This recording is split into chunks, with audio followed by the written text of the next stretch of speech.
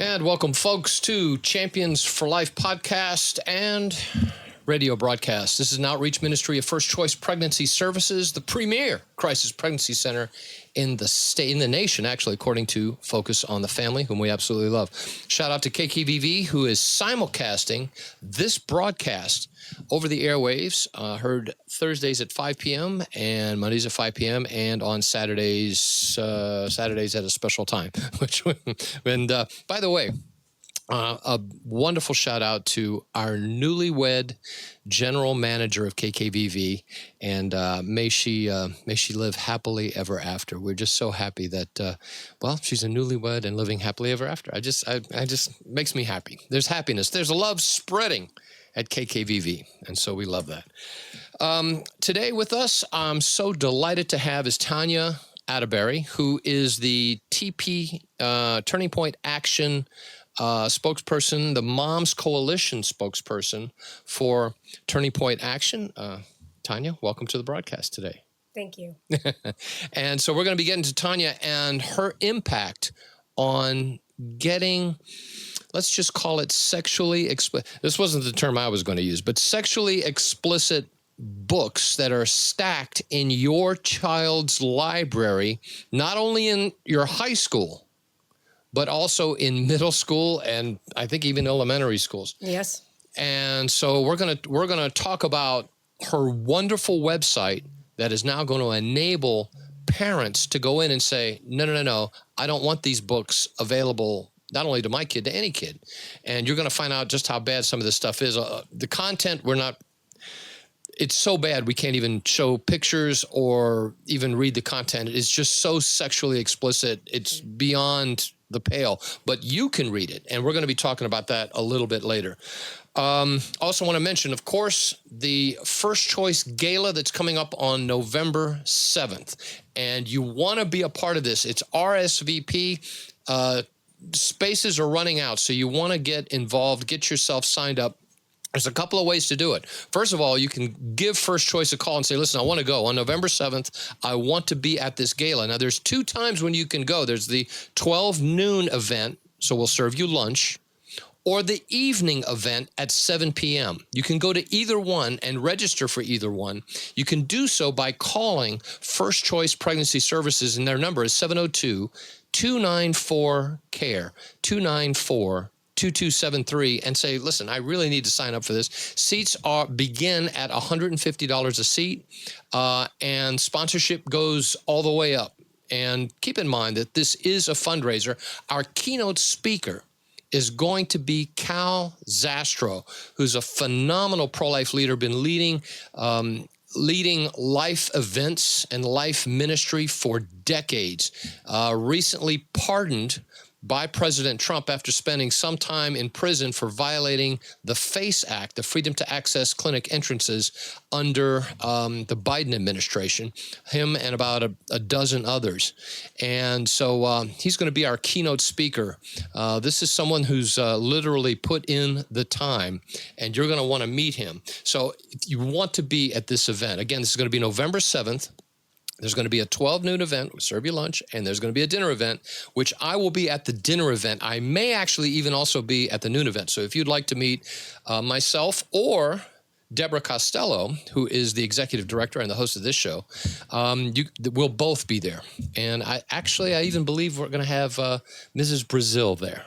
So former Mrs. Brazil is going to be there. I think I'm fortunate enough to be sitting at her table. She's going to be sitting with her lovely husband and guests. It's going to be awesome. And we're going to be talking with Cal Zastro and watching what he's going to be presenting. It's going to be fantastic. So you want to be there. It's going to be November 7th. Do not miss it. Oh, and by the way, the other way to get that is by going to the website, fcpschampions.org, and click events, and then you can scroll down, click register, and off you go. So that's going to be good. And of course, 40 Days for Life. 40 Days for Life is in action, and you can be a part of this by logging into 40daysforlife.com, 40daysforlife.com/Las Vegas. Over 650 plus cities around the world are participating in the largest coordinated prayer event literally in history, and we do it twice a year, where folks join together to pray in front of a local abortion facility in their city in their state, in their country. We've got 40 days vigils going on from Taiwan to Australia to Canada to Brazil to England to Kenya.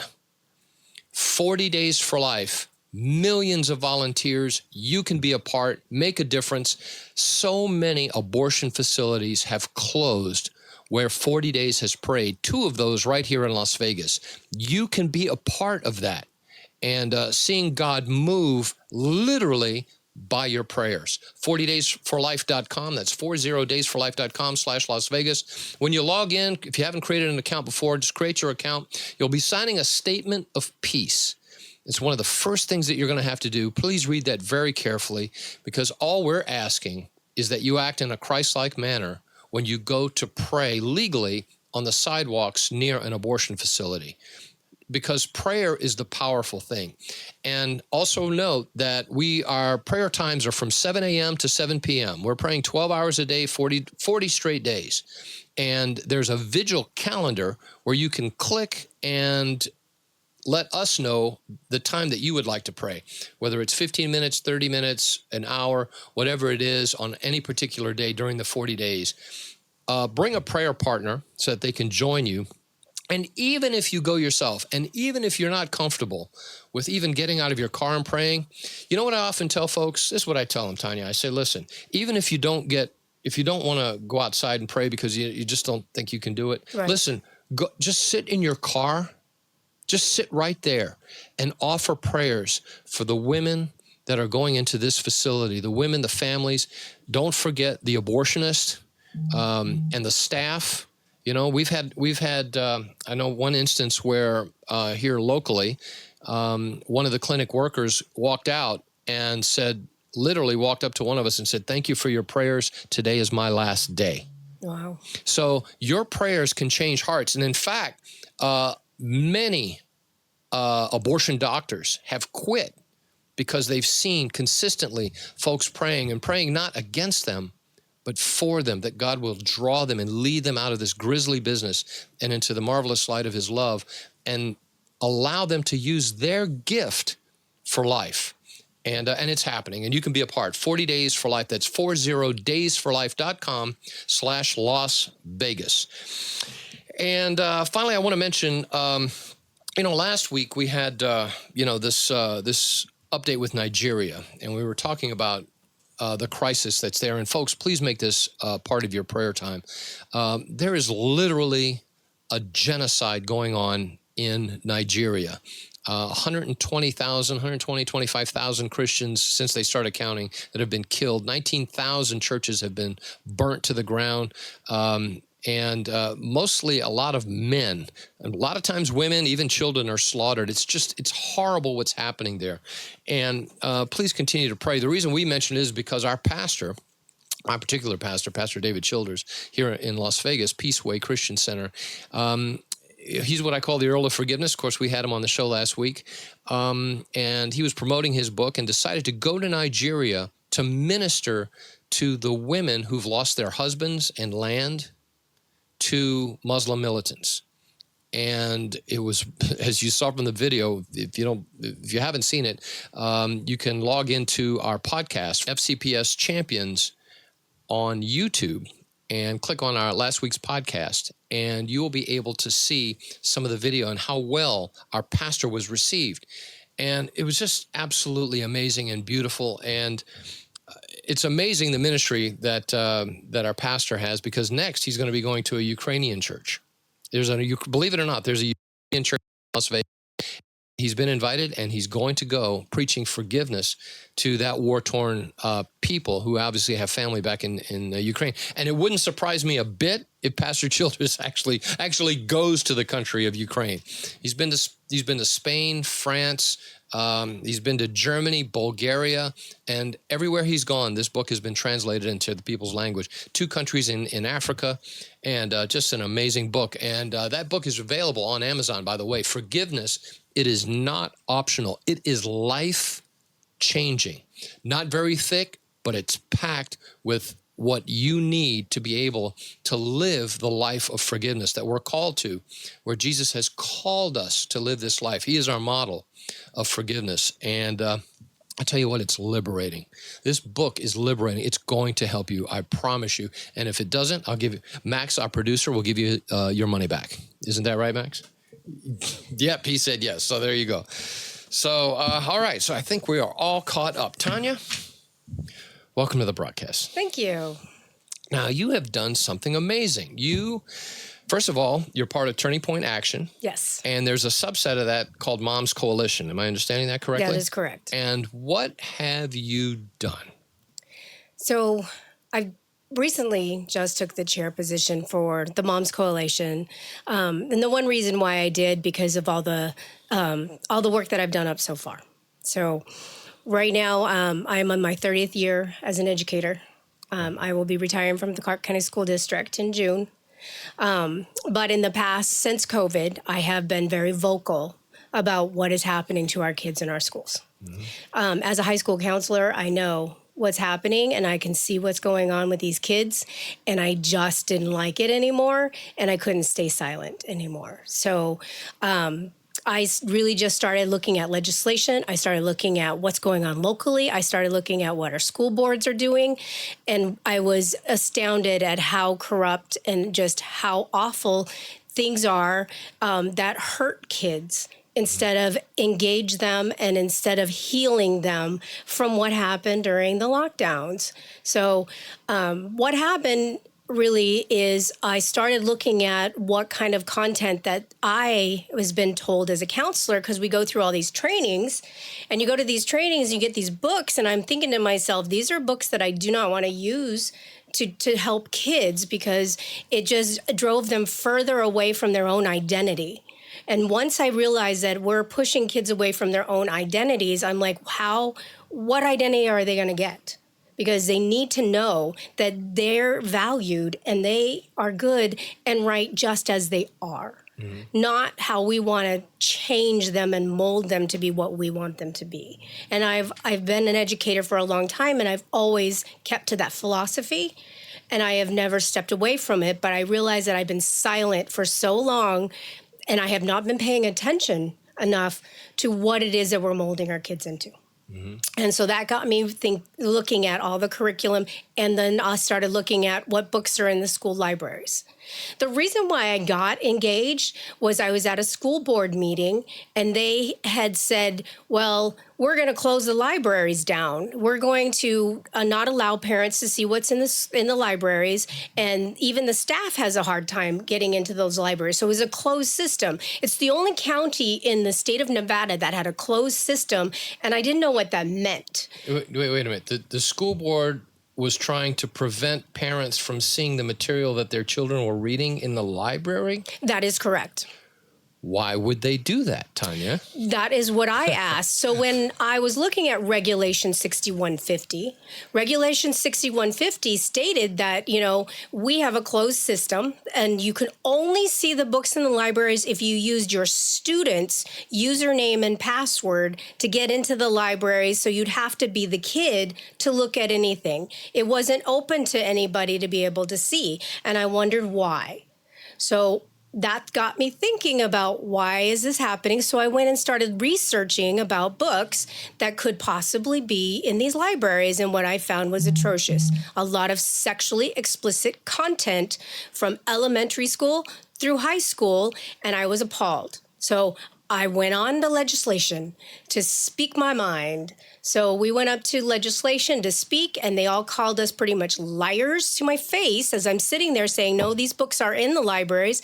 And I had legislators ask me, well, you need to get the kid to take a picture of themselves in the library with the book in their hand. And I'm like, no, we're not doing that. So let me get this straight. So you found not just a few, many sexually explicit books available in the library in our public school system, readily available to, unfortunately, mostly the children. Even the parents were being excluded. Yes. You went to Carson City. Yes, I did. And promoted legislation that would then allow moms and dads to be able to see what little Johnny and little Susie are reading. That is correct. And the legislators didn't believe that this was sexually explicit? I don't get it. Obviously you had examples. Correct, but they basically told me that I was exaggerating, that these books were not in the libraries, that you can't prove, that I could not prove beyond a shadow of a doubt that these books are in these libraries unless they had proof. So that set me on fire to be like, okay, well, you want the libraries open? Then that's going to be my goal from this point forward. I am going to fight every school board meeting, at everybody I can talk to, every town hall. I want the libraries open. I want everybody to see what these books are. I want up to the public. I want parents to be able to see it. I said, I want to be able to go on any school, click on library, and see what is sitting on the shelves of that school. And that's what I've been doing for the last year. Well, you have been very successful. Max, let's show what now this is your website. Now, for those of you who are listening on the radio, this website that you have created, yes, right, is called, how would I get there? What is the link so everyone can hear it? So it's Dreams Don't Fade, and it's .com. So dreamsdon'tfade.com. Okay. And if you go to that, you'll find at the very top all the links to all of the different things that you can look at. I have legislation in there. I have Regulation 6150 because we're still fighting that battle. I have stuff for parents, resources for them to opt out on the things that I believe that we should not be indoctrinating our kids for. And I know I get in trouble every time I use that word, but it is true. I also have curriculum on there. I have all kinds of different links that parents can do to research everything that you could possibly research. I have done for you, and I have put on this website, so all you have to do is go to it, click on what you want information for, and you can find a plethora of information. It has taken me over a year to get this website as built up as much as I have, with as much information as I have, but that's all I do on my free time. I research, I look for regulations, I expose them, I try to make sure that parents are understanding what the regulation means, because they misrepresent what a regulation means. Like Regulation 6150 should never have been voted in. Why are you telling parents that they cannot have access to their kids' I don't get books? that. I don't get that. It's like you're trying to hide books from the parents. But for what purpose? And the problem that I'm worried about is that it's some type of indoctrination, and I'm worried that it's Planned Parenthood, and now we're finding that some of these books deal with gender transitioning and so forth. Yes. I have looked briefly at some of the books, and horrible. I think I saw one book in one elementary school or middle school, and it was laid out. It was completely graphic, dealing with every type of sexuality, and there was pictures showing everything, and mating, everything, including homosexual. I mean, and this was for middle school. Yes. Yeah. And why? Yeah, we don't need how-to books for kids in our schools right now. I mean, it's sexually explicit. It was cartoon. And that's just one book. Mm-hmm. That's just one. And there's many. First of all, I don't know how I would get so angry on a daily basis reading these books. And you've read dozens and dozens and dozens and dozens of these books. Yes. And on the website, bring up that website once again. Now, once you're there, and I guess it's in the website again for those who are listening. Dreamsdon'tfade.com. Dreamsdon'tfade.com. And when you get there, if you want to look at some of this source material that Tanya has uncovered, right, you would then click on which link here? You're going to go to where it says parents, parents' rights, and then underneath that is a Regulation 6150. All right. Regulation 6150 on my website, on that page, has a step-by-step of what we have accomplished and what is the next step that we need to do. Because this regulation is not just about opening up the libraries, which we have accomplished. Mm-hmm. We have accomplished, as of September, just recently, that our libraries are open. So that means we can go in, and it doesn't matter. The public can go in and click on a school, see what's on those shelves in those libraries. The second step now, though, is this is why my brain gets fried sometimes and I get a little bit over irritated, is because in this regulation, not only do the librarians and the principal get to pick the books, which is step one, right? They also are on the committee that says if a parent comes to us and says, I challenge this book based on this information, they're on the committee that says they can keep the book or not. I do not understand how you can have somebody that has already decided what books are on the shelf to be on the committee that says, nope, we're going to keep it, or no, we're going to get rid of it. Yeah, they're biased. They're biased. It's contradictory, and now that's my next battle, is to get these librarians off these committees. It should be parents on these committees. It should be open to the public. It should be an open discussion of what these books are and if they should stay or if they should go. But it certainly should not be back in the hands of people who are already deciding that the book should be on the shelf. However, there is a way to do this. So, for example, now go ahead and click through. Max, and we're going to show on the mom's portion. If you go up, scroll back up there. Scroll back up. Do you see where it says Take Back the Classroom, Nevada? Yep. We'll link right on the top. So this right here is going to give you a list of every county that's in Nevada right now. So the only county that was missing as of last month was Clark County. But if you see on Clark County, you can see there is a lot of books in Clark County. 9,200, over 9,200 books that are sexually explicit that are buried in your child's libraries. Yes. In Clark County. And so go ahead and click on the Clark County School District. And from there, you've listed every single school in Clark County. Yeah, every single school. Karen England is actually the Take Back the Classroom. She is awesome because I worked with her. I didn't know how to get all these in one place. So she was able to here's the key. The key was getting the libraries open because even she couldn't get in there and see. And she's actually travels all over the United States talking about the sexual content of these books. And I asked her, and she was trying to figure out a way to do it.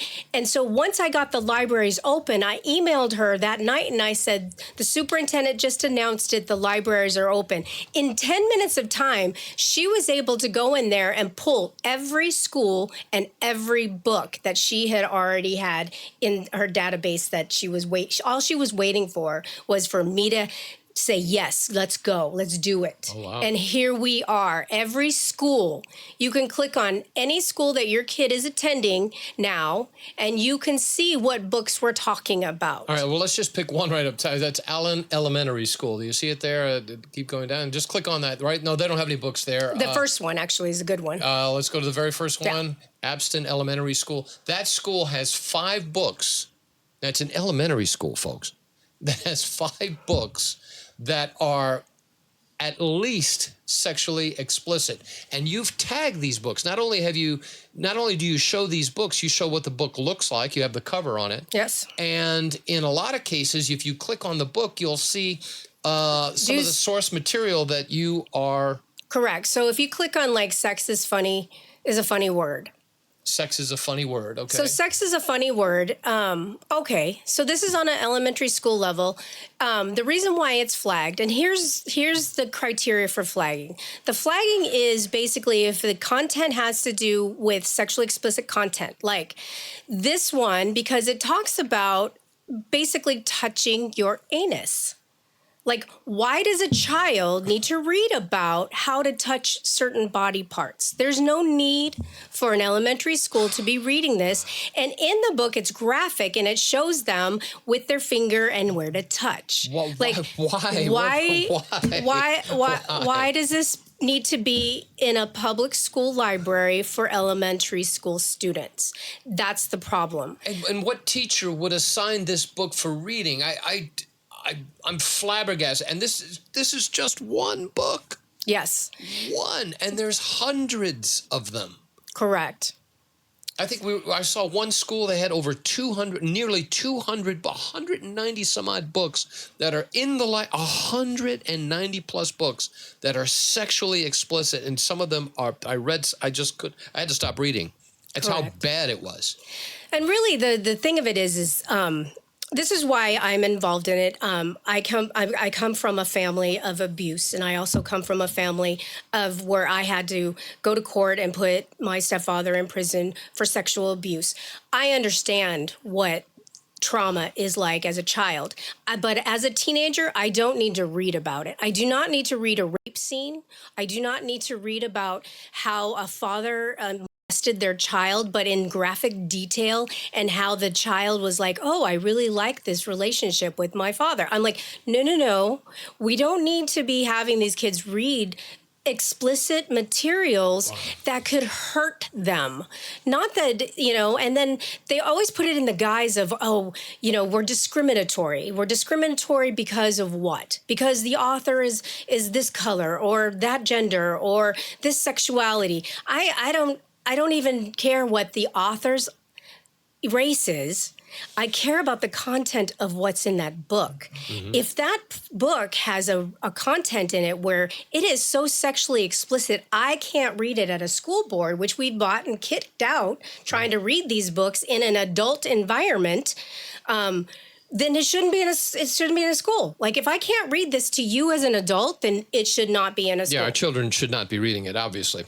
All right, I'm speaking with Tanya Attebery, who is the Turning Point Action's Moms Coalition chair. And she has developed this very worthy and needed, sadly, website that allows parents to review books that have already been deemed as sexually explicit.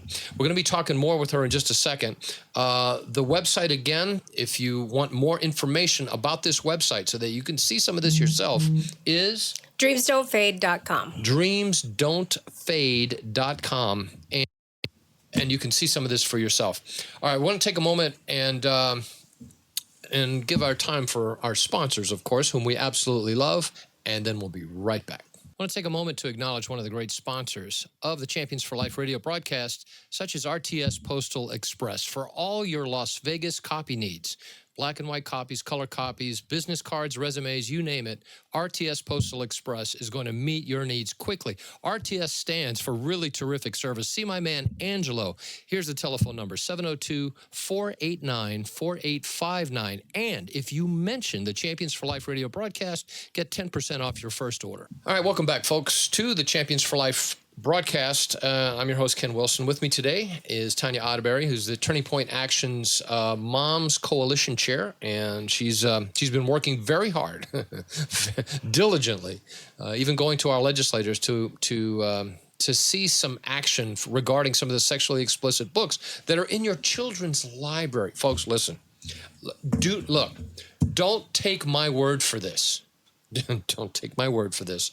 Visit her website and you can read excerpts from these books yourself. And there's hundreds. And we're going to be talking about how we can actually, it's possible now. It's possible, where before it was impossible, but now it's possible to have these books removed from the shelves of your child's school. There's a procedure. I believe there's a form, correct? That is correct. That you can fill out. And didn't say this was going to be easy, but listen, Tanya's opened the door so that there's a way now that this can be possible, that we can rid our shelves. And it's bad enough when you get to college. I got, two of my children in college now, mm-hmm. and some of the books they're reading there that is required reading by their professor. It's there's only so much you can do.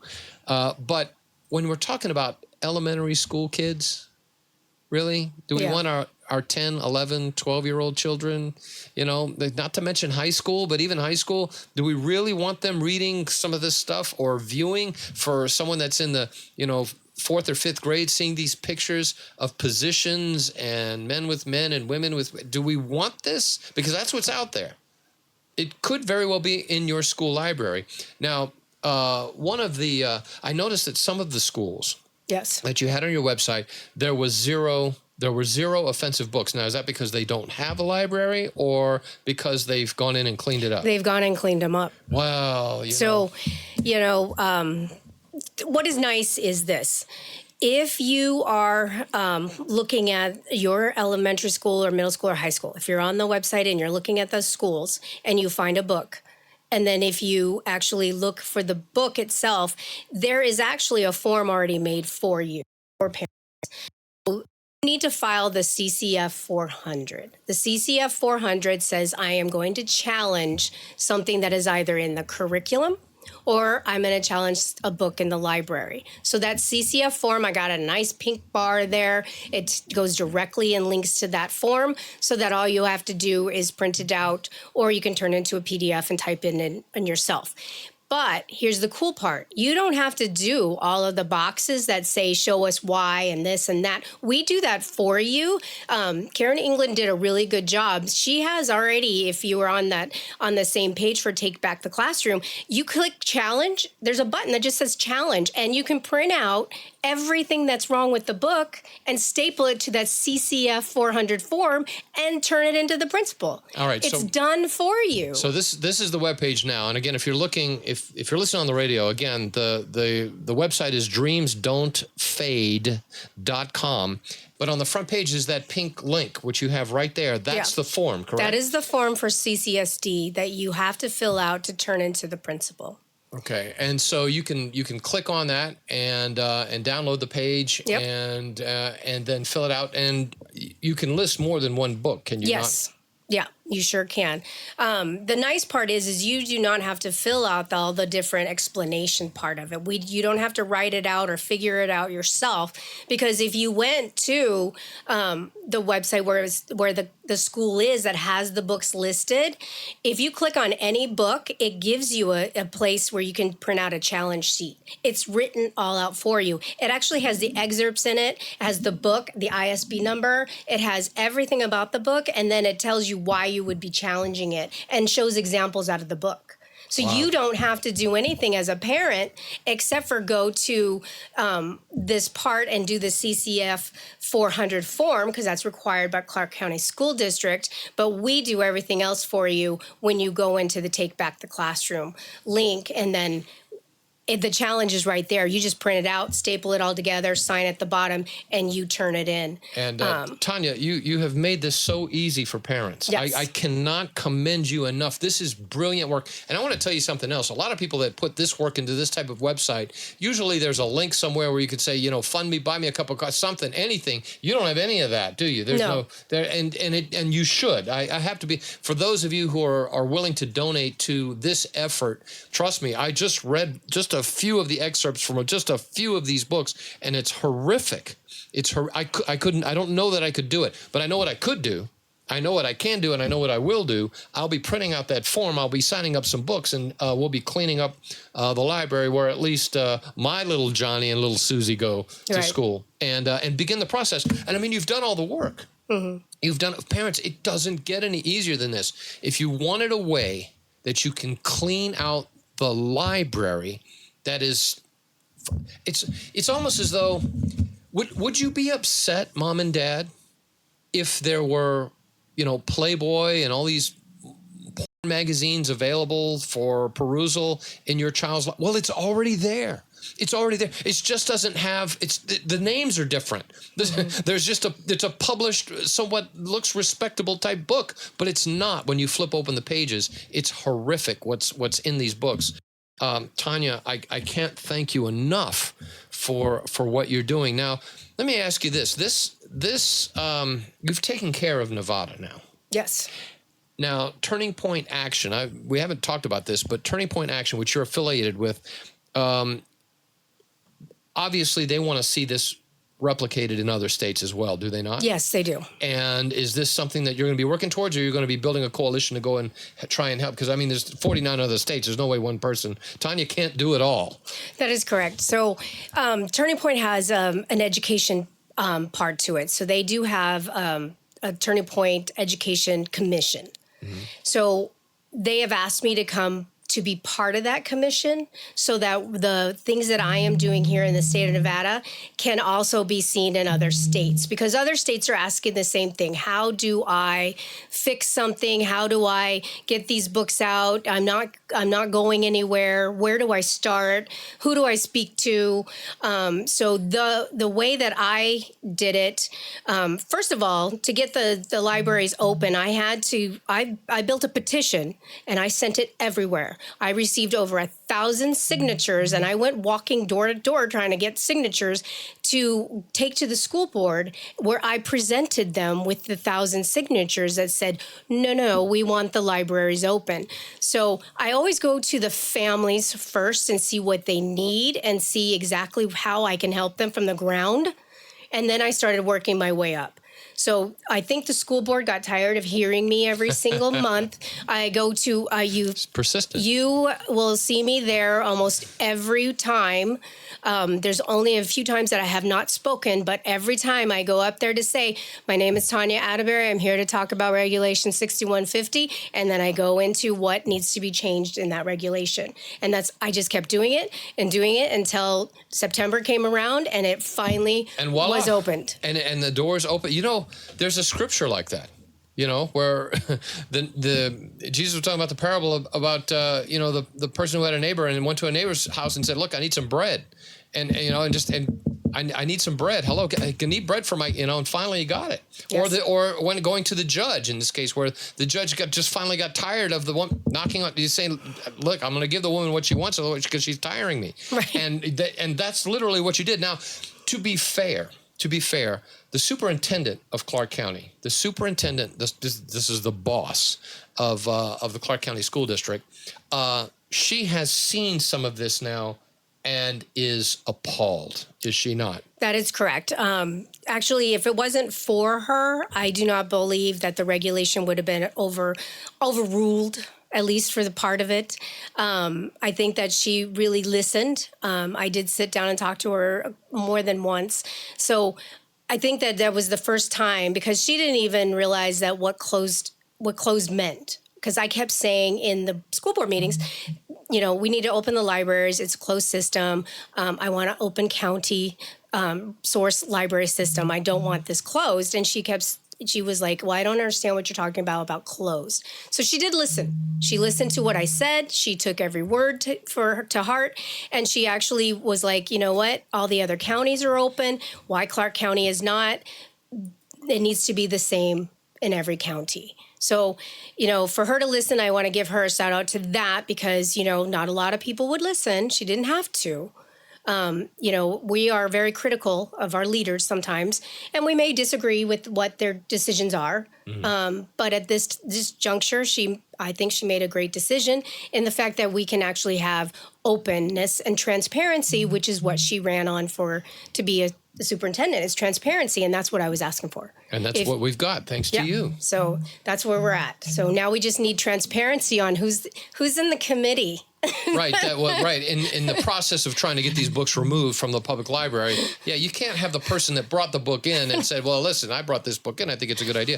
You would think, I would almost, you don't know how these things are done normally as far as what books are allowed or the admission process for getting a book into a library. But apparently that's just the job of the librarian of that particular school. Yeah, they have given that authority, a lot of authority over one person. Over that one person deciding. One person decides the books that your child will read, apart from the teacher of your child, but the librarian decides what books are going to be allowed into. And you don't know the background of these librarians. It could be anybody. Right, but you can tell where they slant, depending on what books they have in their libraries. And that was my whole point. I'm like, if you're telling me that there's nothing going on and there's no indoctrination happening, then why can't we see what's in there? Yeah. Because then we can see kind of where everybody is at. What are you trying to hide, Mrs. Librarian? Right.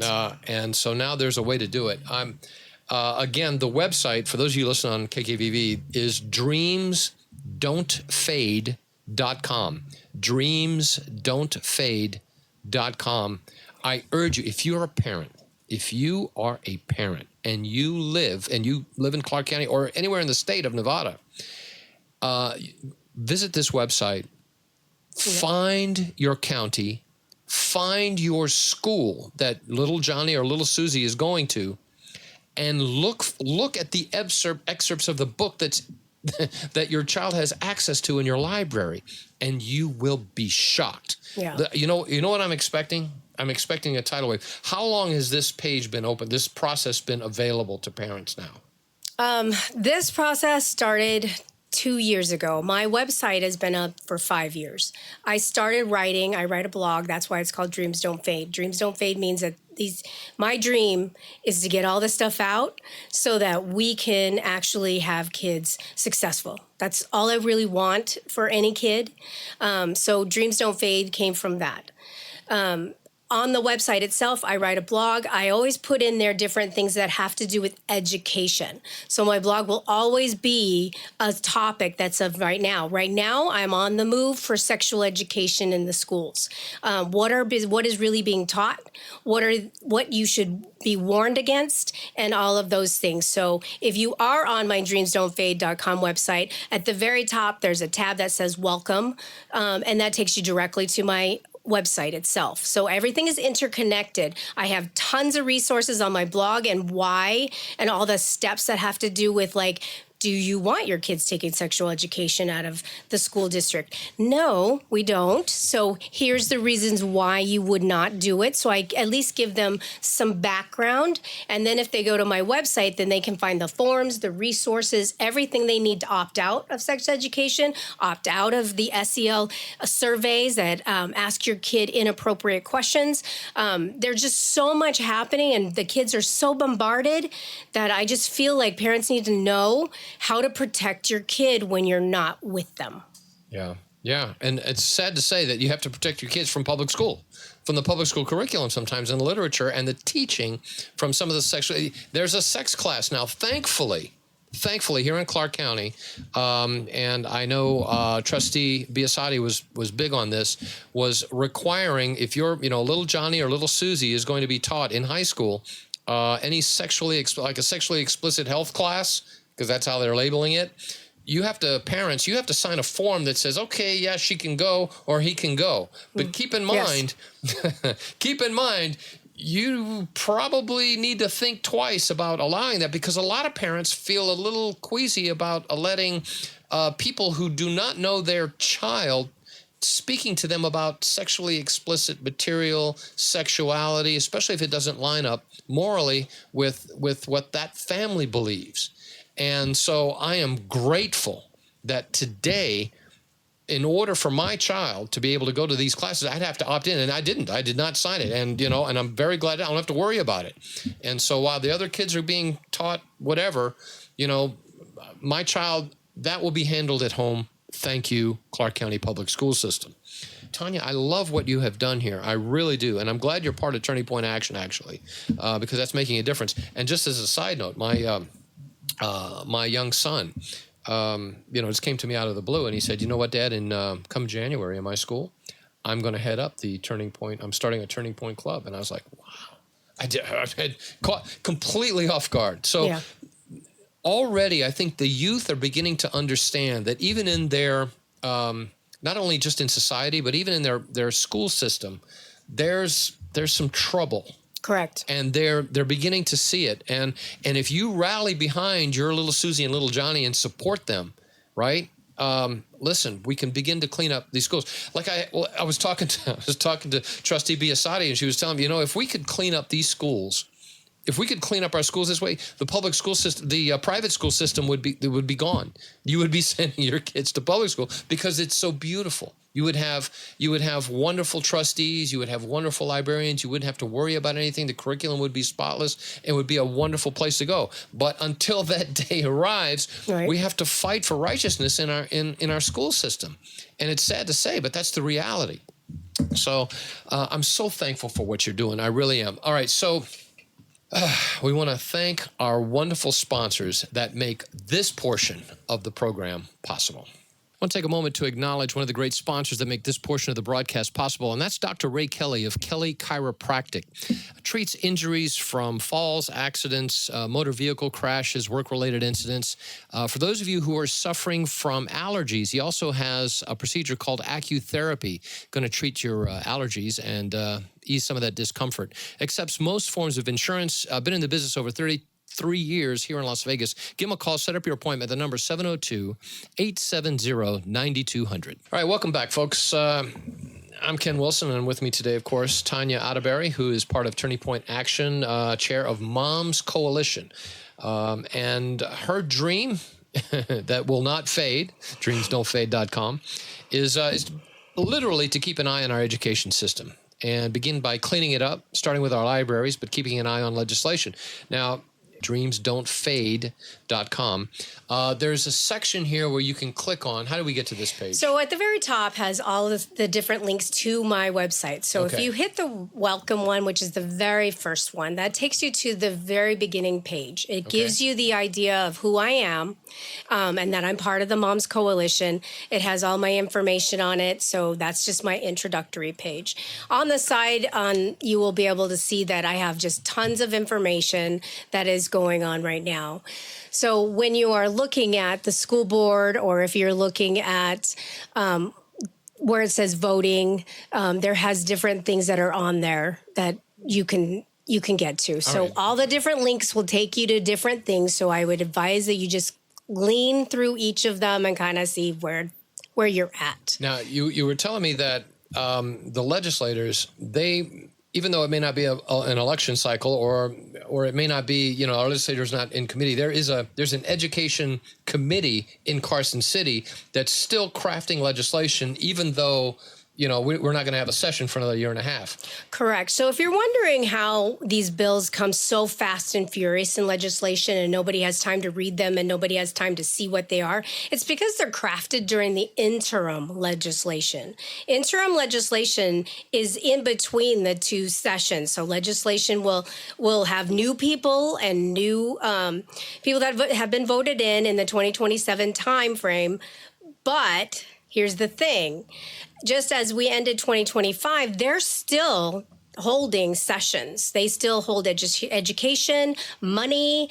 They still hold all these kinds of different sessions. So I watch them all because I want to know what they're doing, because I want to know what things are coming out of these education committees that we're going to see on, as bills that are going to be coming up. And you've provided a place on your website where you can see some of the proposed legislation from these committees. Yes. And it's there available on the website. Now, is it from this page? The one that says vote. See where it says vote? Put the arrow down. Okay.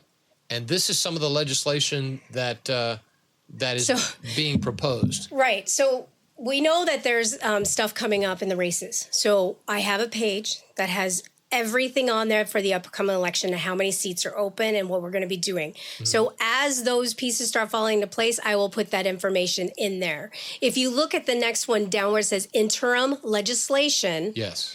Here is the interim meetings. So see, they've already had some meetings that happened in October. There's one coming in November that is very important. It's the Subcommittee on Education Accountability. What are they talking about? So that I put their agenda up, I put their meeting link up, and then after I watch it, I will put notes up there of what they think is education accountability. So I will always make sure that I have everything in there, links in there, and information on anything that has to do with education, because that's where my wheelhouse is, that's where my expertise is. So I always kind of try to focus on everything that has to do with education. So there's lots of information out there because a lot of people don't know that these people are still meeting. And that these are the bills we're going to see in legislation. And that's why it's very hard to follow them because, legislation has thousands of bills that they just throw at the wall and then hope some of them stick.